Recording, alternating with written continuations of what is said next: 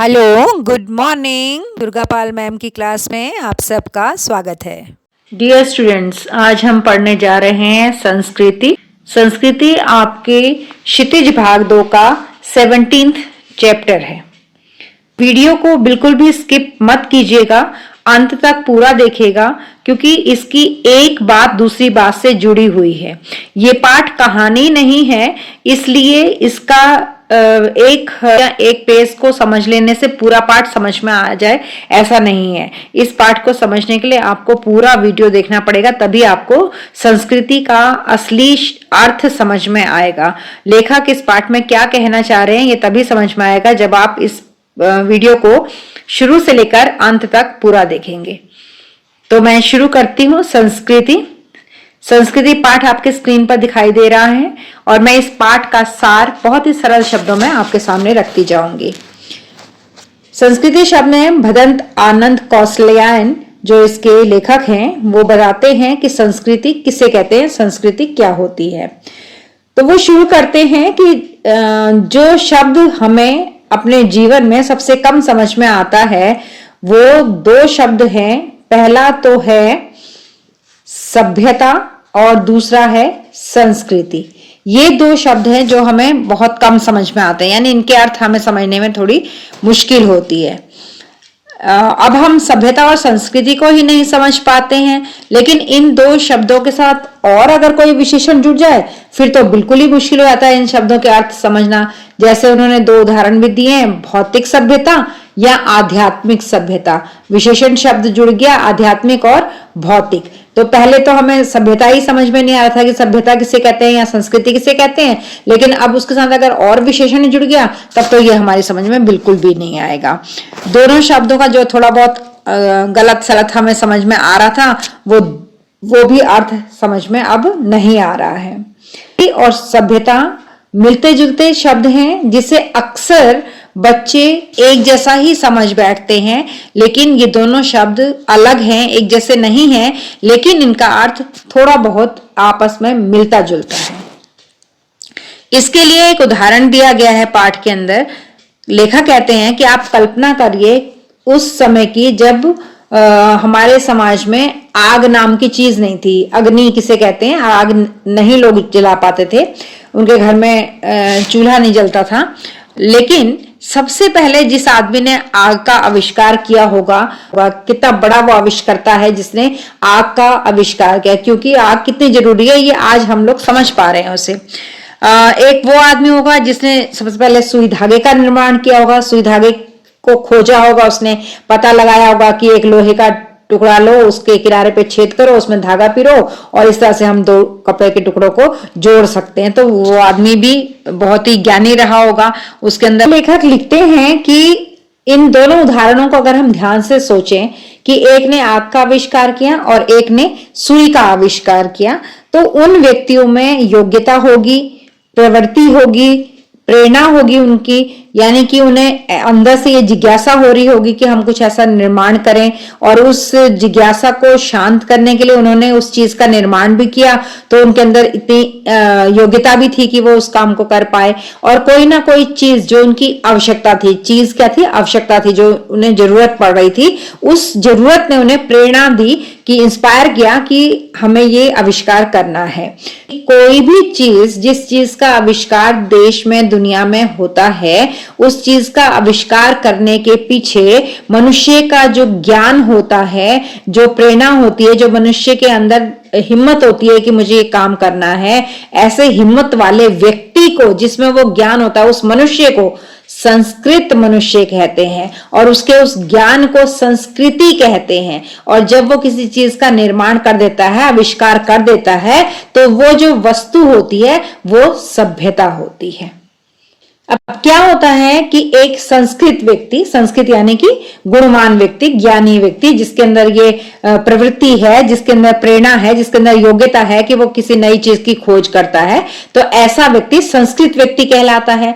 अब किसी व्यक्ति ने किसी नई चीज का आविष्कार कर दिया, लेकिन उसकी जो संतान है उसको तो अपने पूर्वजों से वो चीज अपने आप ही मिल गई। अब जैसे कि किसी ने सुई धागे का निर्माण किया था, लेकिन हम लोग जो आगे की जनरेशन है, हमको तो सुई धागा बना बनाया मिल गया, अपने आप ही मिल गया। तो जिस व्यक्ति के दिमाग ने, जिसकी बुद्धि ने इस चीज का निर्माण किया, वो व्यक्ति तो संस्कृत है, जिसने सुई धागा बनाया वो तो संस्कृत है। लेकिन हम लोगों को वो चीज तो अपने आप ही मिल गई, सुई तो बन गई बहुत साल पहले, अब हम लोग तो उसको यूज कर रहे हैं। तो हम लोगों को जो अपने आप ही वो चीज मिल गई, हम संस्कृत नहीं हो सकते हैं, हम सभ्य हो सकते हैं। हम उस चीज का यूज कर रहे हैं, हम उस चीज को प्रयोग कर रहे हैं। जितने भी चीजों का आविष्कार देश में या दुनिया में हुआ है, उन चीजों को हम लोग यूज कर रहे हैं। तो हम संस्कृत नहीं है, हम सभ्य हैं।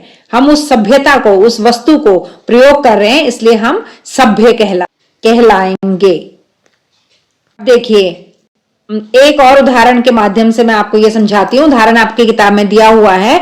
जैसे न्यूटन ने गुरुत्वाकर्षण, ग्रेविटी, आप लोगों ने सबने साइंस में पढ़ा होगा कि न्यूटन ने ग्रेविटी प्रिंसिपल का आविष्कार किया था। तो जो न्यूटन है वो संस्कृत मानव है, क्योंकि उन्होंने ग्रेविटी का आविष्कार किया, तो इसलिए वो संस्कृत हो गए। आज के युग में जितने भी फिजिक्स के बच्चे हैं, फिजिक्स पढ़ने वाले जितने भी बच्चे हैं, वो सब न्यूटन के इस ग्रेविटी के प्रिंसिपल को यूज करके अपनी लैब्स में कुछ न्यू इन्वेंशन करते हैं, कुछ और चीजों में उसका प्रयोग करते हैं। लेकिन न्यूटन को हम संस्कृत कहेंगे। आप लोग जो उनकी ग्रेविटी को यूज कर रहे हैं अपनी लैब्स में, आप लोग संस्कृत नहीं है, सभ्य हैं। आप सभ्यता का प्रयोग कर रहे हैं, किसी आविष्कृत वस्तु का प्रयोग आप लोग कर रहे हैं जो जिसका आविष्कार आपने नहीं किया है, इसलिए आप संस्कृत नहीं है, बल्कि आप सभ्य हैं। आगे इस पाठ में लेखक ने एक और बात का वर्णन किया है कि आग के आविष्कार में तो शायद ये बात रही होगी कि भूख लगी, पेट ने खाना मांगा, भूख लगी, तो उनको लगा कि भैया कैसे हम खाना खाएं, कैसे पेट की भूख को शांत करें, तो हमारे पास आग होनी चाहिए ताकि हम पका के खाएं। अभी तक फल खा रहे थे, कंदमूल खा रहे थे, कच्चा मांस खा रहे थे, जो शायद उतना स्वाद नहीं लग रहा था उनको। तो ये एक कारण रहा होगा आग का आविष्कार करने की, कि उनके पेट में भूख लगी होगी। और सुई धागे का आविष्कार क्यों हुआ होगा? इसलिए कि उनको सर्दी से बचना होगा। सुई धागे का आविष्कार सर्दी से बचने के लिए, और आग का आविष्कार पेट की आग को शांत करने के लिए। ये दो कारण रहे होंगे कि ये आविष्कार हुए होंगे।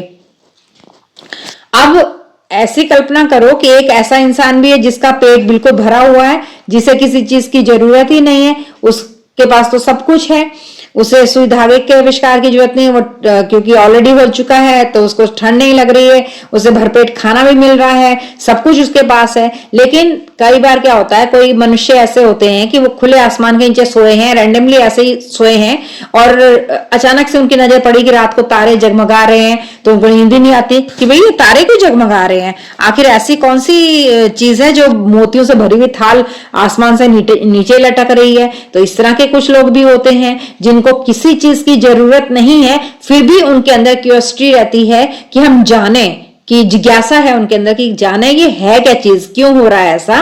तो सब कुछ होते हुए भी वो मनुष्य खाली नहीं बैठ सकता है, वो किसी न किसी नए आविष्कार में लगा रहता है। तो कहने का मतलब ये है कि किसी भी चीज के आविष्कार के पीछे जरूरी नहीं है कि जरूरत ही हो, कई बार बिना जरूरत के जिज्ञासा भी हो सकती है जो मनुष्य से नया आविष्कार करवाती है।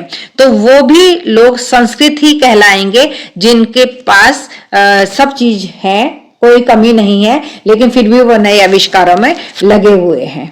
ऐसे लोग भी हैं जिनको किसी चीज की आवश्यकता है और उन्होंने किसी नई चीज का आविष्कार किया उस आवश्यकता के लिए। ऐसे लोग भी हैं जिन्हें किसी चीज की आवश्यकता नहीं है, सिर्फ अपनी ज्ञानेप्सा के कारण, ज्ञान प्राप्त करने की जो इच्छा होती है उसे ज्ञानेप्सा कहते हैं, ज्ञानेप्सा के कारण उन्होंने ऐसा किया है। और कुछ लोग ऐसे भी हैं जिन्हें ना किसी चीज की जरूरत है और ना ही वो उसका कोई अपने लिए फायदा सोचते हैं। जैसे कई लोग किसी भूखे को खाना खिलाते हैं, किसी जानवर की सेवा करते हैं। जैसे माँ है, अपने बच्चे को सारी रात गोद में लिए बैठी रहती है अगर वो बीमार हो जाता है। तो ये सब प्रेरणा उन्हें कहाँ से मिल रही है? उनके अपने अंतर्मन से मिल रही है, उनके अंदर सेवा करने का भाव है। तो लेखक का ये कहना है कि कि किसी चीज का आविष्कार जब होता है देश में तो वो चीज तो हमें दिखाई देती है, लेकिन किसी की भावनाएं अगर किसी के प्रति हैं, कोई भूखे को खाना खिला रहा है, माँ अपने बच्चे को पाल रही है, तो हो सकता है ये चीज, उसका त्याग, ये समर्पण दिखाई ना दे, लेकिन ये भी संस्कृति ही है। तो संस्कृति के अंदर वो चीज भी आएगी जिसका आकार है, जिसको हम छू सकते हैं, मतलब जो भौतिक शरीर रखती है, जो वस्तु जो एग्जिस्ट करती है वस्तु, वो भी संस्कृति है। और जो भावनाएं हैं, अच्छी भावनाएं किसी दूसरे के प्रति, किसी दूसरे की मदद करना, सहारा देना किसी को, ये भी हमारी संस्कृति है। तो जिस भी इंसान के अंदर इन दोनों में से कोई भी काम करने का गुण है, चाहे वो किसी चीज का आविष्कार करे या चाहे वो किसी की मदद करे, किसी की सहायता करे, किसी के प्रति दया दिखाए, तो वो व्यक्ति संस्कृत व्यक्ति है। और ये संस्कृति बन जाता है इस तरह से किसी की मदद करना, किसी को नुकसान ना पहुंचाना, किसी का फायदा करना, किसी के मुंह में खाने का टुकड़ा डालना, ये भी हमारी संस्कृति बन जाता है। और जब हम इसी चीज को फॉलो करते हैं, आगे कर लोग की माँ से सीखकर बच्चे ने भी वो त्याग सीख लिया, दूसरों की मदद करने लगा, जो जानवर घायल हैं उनकी सेवा करने लगा, तो वो मनुष्य भी सभ्य कहलाएगा। और जो संस्कृति थी वो माँ ने दी बेटे को, तो माँ जो है वो संस्कृत व्यक्ति है और उसने एक संस्कृति बनाई जिसका प्रयोग बच्चों ने किया, तो वो सभ्य कहलाए। तो इस तरह से दो तरह की संस्कृति की बात कही है लेखक ने इस पाठ के अंदर। एक बात और लेखक इसमें कहता है कि देखो, अगर किसी भी चीज का निर्माण हो रहा है तो वो संस्कृति है, तो अच्छी वस्तु कहाँ, बुरी वस्तुओं का भी तो निर्माण हो रहा है देश में। बम के गोले भी तो बन रहे हैं, इतने सारे ये टेररिस्ट हैं जो बम अटैक कर रहे हैं, तो ये भी तो जो जिसने भी वो बम बनाया है वो भी तो किसी चीज का निर्माण ही किया है, उसके मन में भी तो किसी चीज के लिए जिज्ञासा हुई होगी या जरूरत उसे महसूस हुई होगी, तो उसने भी ऐसा किया है। लेकिन उसने जो ऐसा किया है ये किसी इंसान को हानि पहुंचाने के लिए ऐसा किया है। अगर कोई इंसान किसी ऐसी चीज का निर्माण करता है जिससे उसकी किसी दूसरे को नुकसान पहुंचता है, तो हम ये कहेंगे कि वो इंसान संस्कृत नहीं बल्कि असंस्कृत है। लेखक बताते हैं कि दो तरह की संस्कृति हो सकती है, एक किसी वस्तु का निर्माण करना और एक किसी अच्छी भावना का निर्माण करना। जैसे सिद्धार्थ ने अपना घर छोड़ दिया था सिर्फ इसलिए कि वो भूखी प्यासी जो मानवता है, जो लोग हैं जो दुख में जी रहे हैं, वो किसी तरह से सुखी हो जाएं, इस चीज का पता लगाने के लिए उसने अपना घर छोड़ दिया था, तो उसे भी हम संस्कृति ही कहेंगे। जो योग्यता किसी मनुष्य से अपना सब कुछ त्याग करा देती है वो भी संस्कृति है। और जिसमें मानव संस्कृति की जो योग्यता आग और सुई धागे का आविष्कार करती है वो भी संस्कृति है। आई होप आप लोगों को समझ में आ रहा होगा कि लेखक ने पाठ के अंदर दो तरह की संस्कृतियों का वर्णन किया है। एक वो जिसमें कोई मनुष्य आग का, सुई धागे का या किसी भी और प्रकार की आवश्यक चीजों का आविष्कार करता है, वो भी संस्कृति है। और दूसरा वो जिसमें मानव अपना सब कुछ त्याग देता है सिर्फ इसलिए कि किसी दूसरे का भला हो सके। तो किसी दूसरे की भलाई के लिए जो भी काम करता है कोई इंसान, तो वो भी संस्कृति ही होती है। अब सभ्यता क्या है? जो संस्कृति का परिणाम है, रिजल्ट ऑफ कल्चर, जो संस्कृति का परिणाम है, संस्कृति के कारण जो हमें मिलता है उसे सभ्यता कहते हैं। संस्कृति बना दी गई, किसी मनुष्य ने किसी चीज का आविष्कार कर दिया या किसी मनुष्य ने कोई अच्छी आदत का एग्जाम्पल किसी सबके सामने रख दिया, तो उस आदत को अपनाने वाले या जिस चीज का आविष्कार हुआ है उस चीज को यूज करने वाले आगे के सभी लोग सभ्य कहलाएंगे। वही हमारी सभ्यता बन जाएगी। हमारे खाने पीने के तरीके, हमारे ओढ़ने पहनने के तरीके, हम किन यातायात के साधनों का प्रयोग करते हैं, मतलब आने जाने के लिए हम कौन से साधनों का प्रयोग करते हैं, आपस में हम किस तरह से लड़ाइयां करते हैं, ये सब हमारी सभ्यता है। मानव की ऐसी योग्यता जिससे वो विनाश के साधनों का आविष्कार करता है, यानी किसी दूसरे को नुकसान पहुंचाने वाली चीजों का निर्माण करता है। जैसे बॉम्ब बनाया जाता है जिससे कि लोगों को मारा जा सके, तो उसे हम संस्कृति कहें या असंस्कृति कहें, क्योंकि अभी तक जो हमने पढ़ा पाठ के अंदर उसके अनुसार जब भी कोई मनुष्य किसी नई चीज का निर्माण करता है तो वो संस्कृति होता है। तो बॉम्ब का जो निर्माण हुआ तो वो भी संस्कृति है या फिर उसे असंस्कृति कहेंगे? तो लेखक ने साफ साफ कहा है कि अगर किसी भी व्यक्ति ने आत्मविनाश मतलब अपने आप का विनाश करना या किसी मनुष्य का विनाश करना, ऐसी किसी चीज का निर्माण किया है तो ये संस्कृति नहीं असंस्कृति है। उसे हम सभ्यता नहीं कहेंगे, असभ्यता कहेंगे। तो लेखक कहते हैं कि जब कल्याण की भावना से अगर हमारा नाता टूट जाएगा, यानी हम लोगों की भलाई के लिए काम नहीं करेंगे, तो फिर तो वो असंस्कृति ही होगी, संस्कृति तो नहीं हो सकती है, वो असंस्कृति होगी। और असंस्कृति से सभ्यता पैदा नहीं होगी, असभ्यता पैदा होगी। संस्कृति के नाम से जिस कूड़े करकट के ढेर का बोध होता है वो ना तो संस्कृति है और ना ही रक्षणीय वस्तु। रक्षणीय वस्तु का मतलब है रक्षा करने योग्य, जिसे हम संजो के रखें, इकट्ठा करके संभाल कर रखें, वो ऐसी चीज भी नहीं है। अगर संस्कृति के नाम पे किसी ने कूड़ा करकट बना दिया है तो ना तो वो हमारी संस्कृति है और ना ही उसे हमें संभाल कर रखना चाहिए। लेखक पाठ के अंत में बता रहे हैं कि मानव संस्कृति एक अविभाज्य वस्तु है। मतलब कि जो मनुष्य ने संस्कृति आज तक तैयार की है वो अविभाज्य, उसे तोड़ा नहीं जा सकता। इसका जितना भी अंश कल्याण का है, यानी लोगों की भलाई के लिए जो कुछ चीजें दुनिया में बनी हैं, वो चीजें अकल्याणकर चीजों की अपेक्षा श्रेष्ठ ही नहीं स्थायी भी हैं।